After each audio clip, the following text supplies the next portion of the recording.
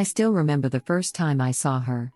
Rose Sullivan, with her golden curls and sparkling eyes, stood out like a beacon amidst the sea of privileged faces at St. Augustine's Academy. I, Herman Greyson, was the anomaly, a scholarship student from the wrong side of town, navigating the corridors of privilege with cautious steps. Our initial encounters were brief, passing glances in the hallway, a shared smile during assembly. It wasn't until a particularly dreary afternoon in the library that we truly connected. The rain had trapped us inside, the sound of raindrops a steady rhythm against the tall, arched windows. I was immersed in a history book, attempting to make sense of the convoluted timelines of ancient wars, when a soft voice broke my concentration. "Mind if I sit here?" Rose asked, her voice gentle yet confident. She pointed to the empty chair across from me. "Of course," I replied, trying to mask my surprise and excitement. "Plenty of room." We sat in comfortable silence for a while, the rain creating a cocoon of quiet around us. Eventually, curiosity got the better of me. "What are you reading?" I asked, glancing at the book in her hands. "Pride and Prejudice," she replied, holding up the cover for me to see. "It's one of my favorites." "I've heard of it," I admitted. "Haven't had the chance to read it yet." "You should," she said, her eyes lighting up. "It's about love overcoming social barriers. You might find it interesting." We fell into an easy conversation, discussing books, school, and our lives. Rose was different from the other students at St. Augustine's. She listened with genuine interest, her laughter like a melody that warmed the cold, scholarly atmosphere of the library. As the weeks passed, our friendship deepened. We found solace in each other's company, sharing secrets and dreams that we dared not voice to anyone else. Our bond was a quiet rebellion against the societal norms that dictated who could love whom. One evening, as we strolled through the campus gardens, Rose turned to me, her expression serious. "Herman, what do you think our future holds?" she asked, her eyes searching mine. I hesitated, knowing the weight of my words. "I don't know, Rose. But I believe we can create our own path, regardless of what others think." She smiled, a hint of sadness in her eyes. "My father won't approve, you know. He has expectations." "I know," I said, taking her hand in mine. "But I love you, Rose. And I believe that love can overcome anything." "I love you too, Herman," she whispered, leaning into me. "But sometimes, love isn't enough." Despite the looming shadow of Mr. Sullivan's disapproval, we continued to build our dreams together. Rose told me of her ambitions to become an artist, to capture the world's beauty on canvas. I shared my aspirations of becoming a lawyer, to fight for justice and give a voice to those who couldn't speak for themselves. Our love was a sanctuary amidst the turmoil of our lives. But reality has a way of intruding upon dreams. One afternoon, as we sat beneath our favorite oak tree, Rose's face was pale, her hands trembling. "Herman, we need to talk," she said, her voice barely above a whisper. "What's wrong?" I asked, fear gripping my heart. "It's my father," she said, tears pooling in her eyes. "He found out about us. He's furious. He says I can't see you anymore." The world seemed to tilt on its axis, my worst fears realized. "Rose, we can fight this. We can." "No, Herman," she interrupted, her voice breaking. "He's threatened to cut me off, to disown me if I don't end things with you." I held her as she cried, the weight of her father's power pressing down on us. In that moment, I understood the true extent of the obstacles we faced. But I wasn't ready to give up.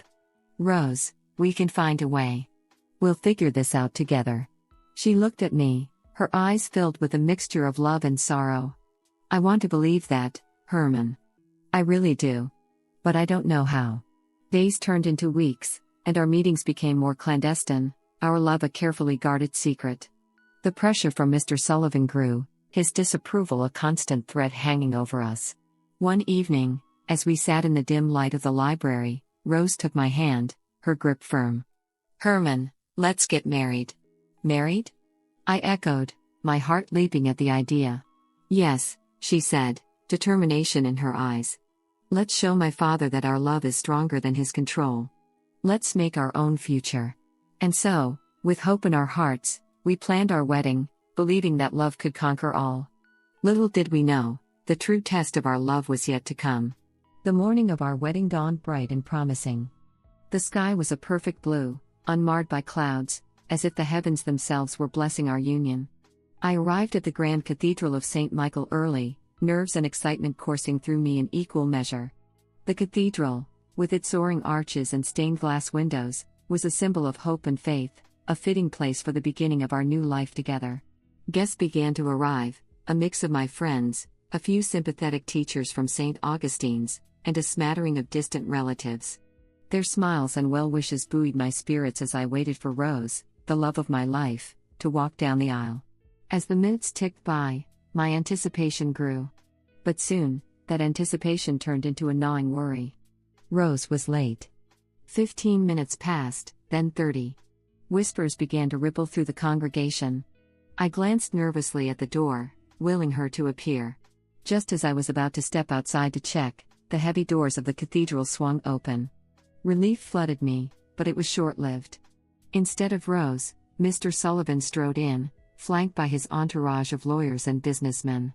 Their presence cast a shadow over the church, turning the warm, sacred space cold. Herman Greyson, Mr. Sullivan's voice boomed, echoing through the hallowed halls. "I have something to say."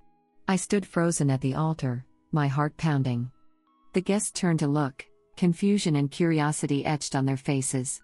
Mr. Sullivan's gaze bore into me, a mixture of contempt and triumph. "Rose will not be joining you today," he announced, a cruel smile playing on his lips. "She has come to her senses and realized that a marriage to someone of your station would be a mistake." The words hit me like a physical blow. The murmur of the crowd grew louder, a cacophony of disbelief and pity. I felt my face flush with humiliation, my dreams shattering with each passing second. "I knew you were ambitious, Greyson," Mr. Sullivan continued, his tone dripping with disdain. "But did you really think you could rise above your lowly beginnings? That you could drag my daughter down into the mire with you?" "Stop it," I shouted, my voice raw with anger and hurt. "This isn't about station or status. It's about love." "Love?" Mr. Sullivan sneered. "Love is a luxury you cannot afford. My daughter deserves better than a janitor's son. She deserves a life of comfort and privilege, not one of struggle and disgrace." My hands clenched into fists at my sides, my vision blurring with tears of frustration. "You can't control her forever. She'll see through your manipulations. She loves me." He stepped closer, his face inches from mine. "She did. But she loves her family more. And she knows that being with you would mean losing everything." A painful silence fell over the cathedral. I looked at the faces of the guests, their expressions ranging from sympathy to schadenfreude. My heart ached for Rose, torn between her love for me and her fear of her father's wrath. Mr. Sullivan turned to the congregation, his voice adopting a mocking tone. "Let this be a lesson to all of you. Ambition is admirable, but knowing one's place is essential. Mr. Greyson here has forgotten his place. Let his humiliation be a reminder of the dangers of overreaching." With that, he turned on his heel and marched out of the cathedral, his entourage following in his wake.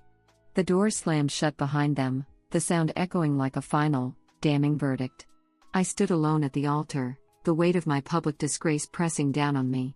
My dreams of a future with Rose lay in ruins, trampled under the heel of Mr. Sullivan's cruelty. The guests began to file out, their murmurs a low hum of pity and gossip. Amidst the exodus, a familiar face approached me, Father McAllister, the kindly priest who had agreed to officiate our wedding. He placed a hand on my shoulder, his eyes filled with compassion.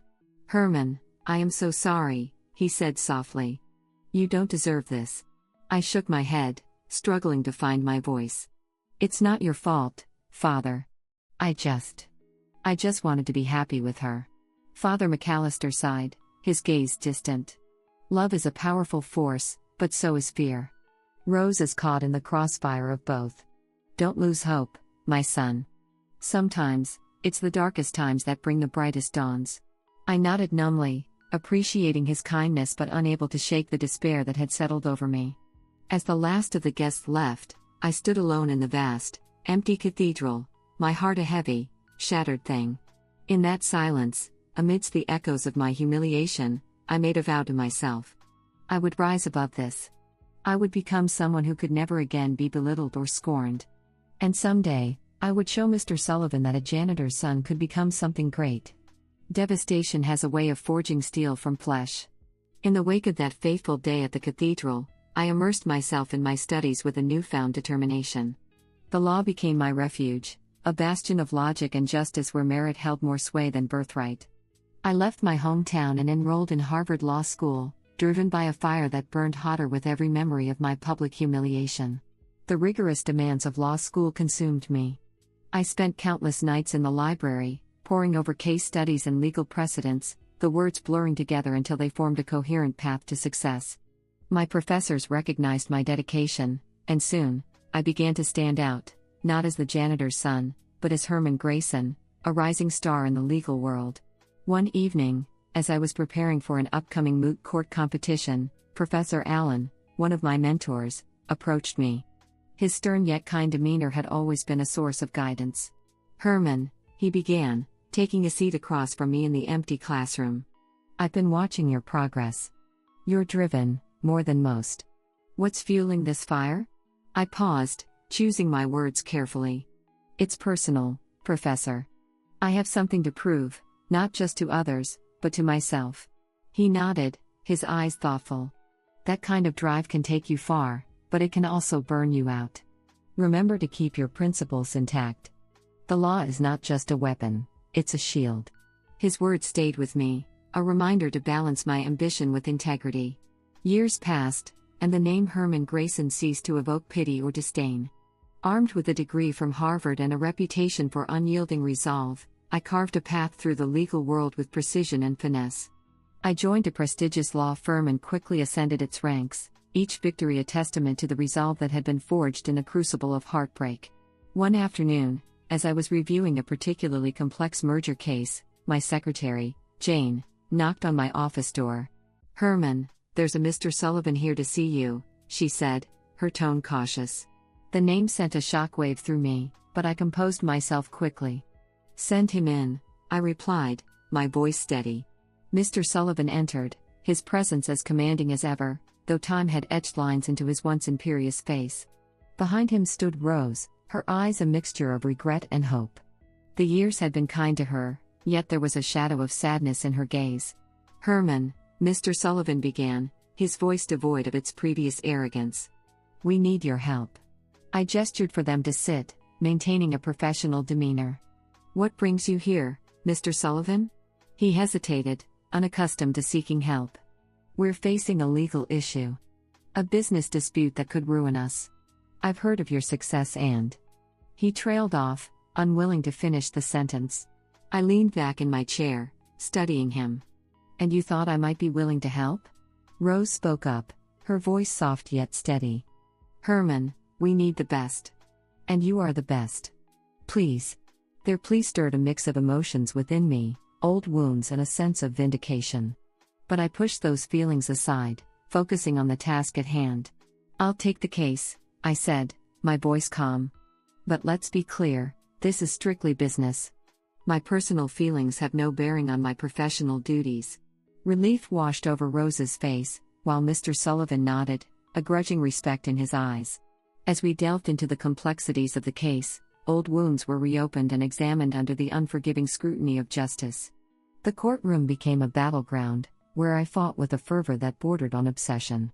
My dedication to the cause was unwavering, my resolve unbreakable. During a particularly grueling cross-examination, I saw a flicker of admiration in Rose's eyes. It was a reminder of the bond we once shared, tempered by the harsh realities of life. After weeks of intense legal battles, the verdict was delivered in our favor. The courtroom erupted in a cacophony of disbelief and acclaim. As I stood amidst the aftermath of victory, I realized that the lessons of love and integrity had not been lost on me. Outside the courthouse, Rose approached me, her eyes filled with gratitude and something deeper. "Herman, I don't know how to thank you," she said, her voice trembling. "You saved us." I looked at her, the memories of our past swirling between us. "I did my job, Rose. That's all." She reached out, taking my hand in hers. "I've learned a lot, Herman. About love, about integrity. I'm sorry for everything. I nodded, appreciating her honesty. We all make choices, Rose. And we all live with the consequences. As she walked away, I felt a sense of closure. I had risen above the pain and humiliation of the past, transforming myself into someone who could stand tall in the face of adversity. In the corridors of power, where the echoes of my past lingered like distant ghosts, I remained steadfast in my commitment to the values that had guided me from the depths of despair to the pinnacle of success. For in the end, it is not wealth or social standing that defines a person, but the strength of their convictions and the depth of their character. And in that regard, I, Herman Greyson, would forever remain true to the ideals that had shaped my journey from a humble janitor's son to a titan of the legal world.